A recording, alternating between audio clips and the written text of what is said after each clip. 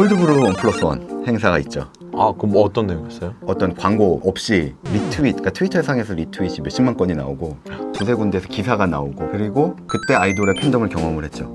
아, 콘텐츠를 뭘 하지 하다가 고민을 하고 있는데 코코밥이 1등인 거예요. 코코밥? 엑소의 코코밥 노래가 1등인 거예요. 개사를 올렸어요. 콜드브루가 1+1 된다라는 뭐 약간 그런 내용으로 수정 고쳐가지고 올렸는데 난리가 난 거죠. 전 지구적으로 RT가 도는 걸 체험을 했어요. 우리나라에서 발신된 트윗이 동남아를 거쳐서 중동을 거쳐서 유럽을 거쳐서 미국을 거쳐서 우리나라에 다시 들어오더라고요. 안녕하세요, 반갑습니다. 월간설은 강혁진입니다. 아, 네, 안녕하세요. 스타벅스에 일했던 오세찬이라고 합니다. 그리고 세찬님 같은 경우에는 바리스타로 일을 하신 게 한 5년 정도. 네. 5년 일을 하시다가 마케터로 전향을 했잖아요. 스타벅스 마케터로. 네. 이거는 어떻게 하시게 된 거예요? 뭐 이렇게 내부에 그런 전형이 있어요? 기본적으로 스타벅스는 신입 공채가 없어요. 아까 지원센터라고 말씀드렸죠. 네. 지원을 해야 돼요. 매장을 알아야 된단 말이죠. 음. 그래서 기본적으로 업무를 하는 데 있어서 매장을 알아야 되고, 그런 의미에서 어떤 그런 신입의 어떤 포지션이 필요한 경우에서는 매장에서 선정을 해요. 내부망을 통해서 공지를 하죠. 예를 들어 마케팅 팀에 무슨 자리가 있고 이런 조건의 사람이 필요해 라고 이렇게 공지를 올리고, 자격이 되는 사람들은 지원을 하고 그 중에서 선발을 하는. 매장에서 일한 경험이 사실 좀 필수적이어야 네네. 좀 지원센터에서 일을 할 수 있는. 네. 경력직도 그래서 스타벅스에 들어오면은 뭐 4주에서 6주 정도는 매장 근무를 하게 돼요. 아, 진짜요? 그건 직급과 상관이 없이 음. 뭐 거의 임원 레벨의 분들도. 그럼 어떤 과정을 통해서 넘어가요? 이렇게 지원센터로 넘어갈 수 있어요? 뭐 시험을 보고 이러나요? 기본적으로 면접이죠. 뭐 예를 들어서 마케팅 팀에 어떤 포지션이 필요하다라고 해서 이제 공지가 되면 이제 거기에 이제 조건이 붙겠죠. 뭐 예를 들어서 뭐 소셜 미디어 관련 운영자를 뽑는다라고 하면 소셜 미디어를 운영하는 사람, 뭐 컨텐츠를 잘 만드는 사람, 그럼 그 조건이 내가 맞다라고 생각을 하면 뭐 점장이라던가 지역 관리자분하고 이제 1차적으로 상담을 좀 해서 하든지 뭐 그냥 지원해도 상관없지만 왜냐면 인력 관리 차원에서 그래서 이제 지원을 하고, 그럼 이제 그 지원자들 중에서 그 이제 같이 일할 실무자가 이제 이 사람 좀 괜찮고 이 사람 한번 봐야 되겠다. 이제 지원센터에서 면접을 보고 선정을 하게 되는. 공식적으로는 한 번? 면접은? 한 번. 한 번에서 두 번 정도. 그럼 스타벅스 마케터로 일하시면서 무슨 일들을 하셨어요? 저는 기본적으로 스타벅스 코리아라는 이름으로 운영되던 소셜미디어 채널, 트위터, 페이스북, 인스타그램, 유튜브, 블로그 개설을 하고 컨텐츠를 만들고 포스팅을 하고 댓글을 달고 대화를 나누고 컨텐츠를 기획하고 뭐 그런 일이 거의 이제 메인 업무였어요. 되게 많은 분들이 인턴에 여자분이실 거라고 생각하는 사람들이 되게 많아요. 사실은 실은 그러면 그 한 7, 8년 동안의 시간 동안은 여러분들이 실제로 상상하셨던 그런 사람이 아니고 요 분이 실제로 댓글을 달아주고 사진을 올리고 그런 일을 하셨던 걸로. 그걸 하면서 가장 기억에 남았었던 캠페인이나 이벤트도 있었어요? 콜드브루 1+1 행사가 있죠. 아, 그럼 뭐 어떤 내용이었어요? 어떤 광고 없이 리트윗, 그러니까 트위터 상에서 리트윗이 몇십만 건이 나오고 두세 군데에서 기사가 나오고. 그 내용이 뭐였는데요? 이벤트 내용이? 콜드브루 음료를 1+1 하는 행사였어요. 그리고 그때 아이돌의 팬덤을 경험을 했죠. 어떻게 해요? 이제 콜드브루 1+1 행사를 이제 뭔가 좀 소셜에서 알려줘야 되는데 콘텐츠를 뭘 하지 하다가 고민을 하고 있는데 이제 아침에 이제 멜론을 들으면서 왔다가 이렇게 딱 봤는데 코코밥이 1등인 거예요. 코코밥? 엑소의 코코밥 노래가 1등인 거예요. 그런가 보다 보다가 가사를 보다 보니까 개사 괜찮겠는데? 해가지고 개사를 올렸어요. 콜드브루가 1+1 된다라는 뭐 약간 그런 내용으로 수정 고쳐가지고 올렸는데 난리가 난 거죠.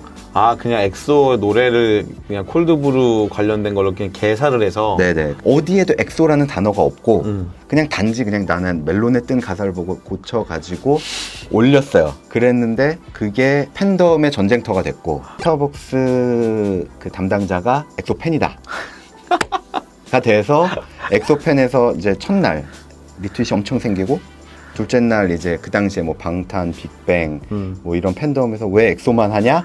아, 진짜? 예, 잘라라. 그 담당자를 잘라라, 스타벅스 담당자를. 그러니까 이제 그 뒤에 제가 있는 줄은 모르고 보나마나 인턴 뭐 20대한테 맡겼을 텐데, 대학 뭐 아니면 사원 이런 애들을 맡겼을 텐데 엑소 팬덤인 애다 분명히.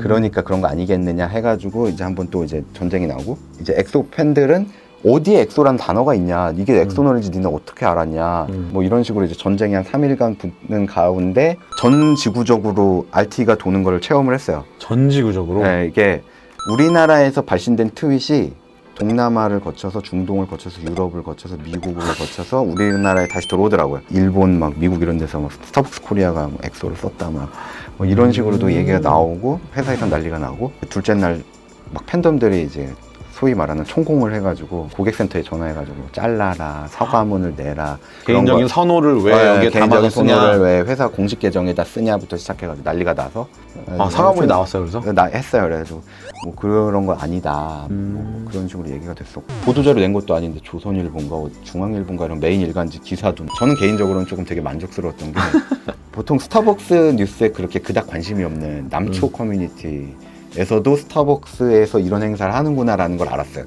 알게 됐다 이러면서 되게 아유 뭐 칭찬글 올라오고 그래가지고. 지금 아마 이 영상을 보고 스타벅스를 드시는 분들이라면 아주 애용하실 수 있는 서비스인데, 사이렌 오더. 아, 네. 사이렌 오더가 사실은 지금은 다른 몇 개국에서도 쓰고 있다고 알고 있는데, 우리나라에서 가장 먼저 시작을 했잖아요. 네네. 앱에서 주문해서 매장에서 픽업해서 가는 그 개발을 할 때 같이 참여를 하셨다고 네네. 들었어요. 이게 근데 우리나라에서 개발이 시작되게 된 배경이 있어요. 왜냐하면 오피스카 같은 경우는 이제 점심시간에 줄 서는 게 너무 많았고, 이 줄을 줄일 수 있는 방법이 있을까? 그렇다면은 뭔가 이제 원격 주문을 해야 되지 않을까? 근데 원격 주문을 하면서 우리가 이제 뭐 제3의 공간이라고 내세우는 어떤 그런 일련의 스타벅스 경험을 해치지 않는 방법은 무엇이 있을까? 뭐 약간 이런 고민들이 되게 많았었죠. 거기서 시작돼서 내부적으로 기획을 하고 출시까지 얼마나 걸린 거예요? 서비스를 내기까지? 솔직히 이 기간을 되게 잘라서 말을 하기는 어려워요. 왜냐하면은 원격 주문이라고 하는 시스템 자체를, 구상 자체는 예전부터 있어 왔어요. 예전부터 있어 왔는데, 문제는 그거를 하기 위한 어떤 베이스를 깔아야 되잖아요. 단순히 원격 주문 앱을 만들었어. 만들면 뭐하냐라는 거죠. 그걸 받아들일 수 있는 포스. 그렇죠. 그리고 스마트폰. 그렇죠. 스마트폰도 있어야 되고, 그 스마트폰의 주문을 받아들일 수 있는 포스, 그 다음에 그 포스에서 받아들인 거를 이제 파트너들이 인식할 수 있게 해주는 어떤 그런 어떤 장치, 이걸로 발생하는 매출을 어떻게 처리할 것이냐 하는 그런 인트라단의 문제, 그런 것까지 다 고려를 해야 됐었기 때문에 단순히 그냥 개발 기간 몇 년, 뭐 기획 기간 몇 년이라고 잘라서 말하기는 어려워요. 사이렌 오더가 나오고 나서 한창 이슈가 됐었던 건, 거기에 내 닉네임을 지정을 할 수가 있는데, 특이한 닉네임을 지정한 사람들 때문에 되게 이슈가 있었다고 들었는데, 그 요새는 그래도 뭐 막았나요? 어떻게? 그 서비스가 이제 콜마이네임이라는 서비스인데 한때 되게 이슈가 됐었죠. 뒷골 잡는 뭐 스타벅스 닉네임 이러면서 짤이 돌기도 하고, 그 서비스를 시작할 때도 솔직히 그런 고민을 되게 많이 했어요. 오해를 줄 수 있는 nik네임은 안 되고, 미풍양속에 저해되는 단어들, 그런 거는 쓰기 어렵고, 한글이 얼마나 창의적이에요. 그렇죠. 뭐 아메리카노 시키신 커피빈 고객님 뭐 이런 식도 조금 그렇고, 그다음에 혼동을 할 수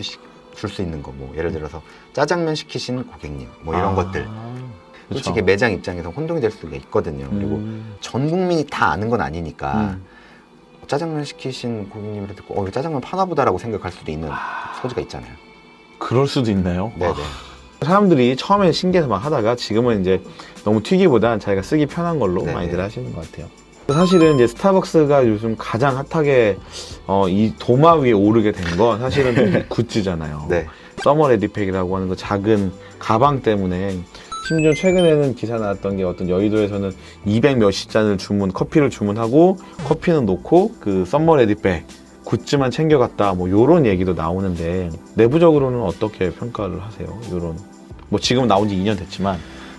아니, 기본적으로 굿즈 제작을 하는 거에 있어서는 되게 긍정적으로 생각을 해요. 왜냐하면은 우리가 받은 사랑을 돌려드릴 수 있는 어떤 일종의 기회로서 기회이다라고 생각을 하고서 준비를 하는 건데, 그럼 굿즈를 선정하는 기준이나 이런 것도 있어요? 당연 뭐 어떤 특정한 기준이 있다기보다는 어떤 트렌드라는 게 있으니까 트렌드를 분석을 하고, 그 다음에 해외 같은 데서 이제 뭐 나왔던 굿즈라던가 그런 것도 찾아보고 이렇게 하면서 이제 여러 가지를 고려해서 선택을 하죠.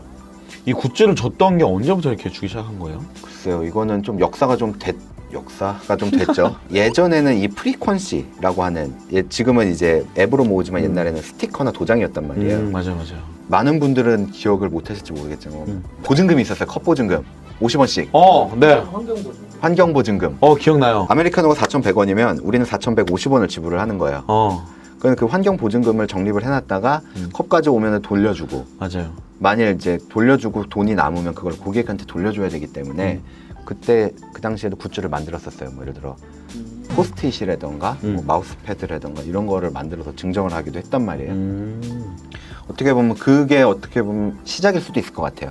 사람들이 훨씬 더 많이 오겠네요. 스타벅스의 가장 큰 행사가 여름과 겨울이에요. 프리퀀시 행사를 하는 네. 썸머 프로모션과 크리스마스 프로모션이 가장 큰 빅 이벤트고, 그때 가장 많은 사람들이 찾아주시기도 하고, 매출상으로도 아마 이제 피크를 찍을 때가 그 시기죠. 이렇게 저희가 3부에 걸쳐서 전직 스타벅스 바리스타, 그 전직 스타벅스 마케터분과 함께 이야기를 나눠봤습니다. 이 영상도 마음에 드신다면 좋아요, 구독, 알림 설정까지 부탁드리겠습니다. 그럼 저희는 다음 영상에서 더 재밌는 이야기로 돌아오도록 하겠습니다. 감사합니다. 감사합니다. 감사합니다. 안녕.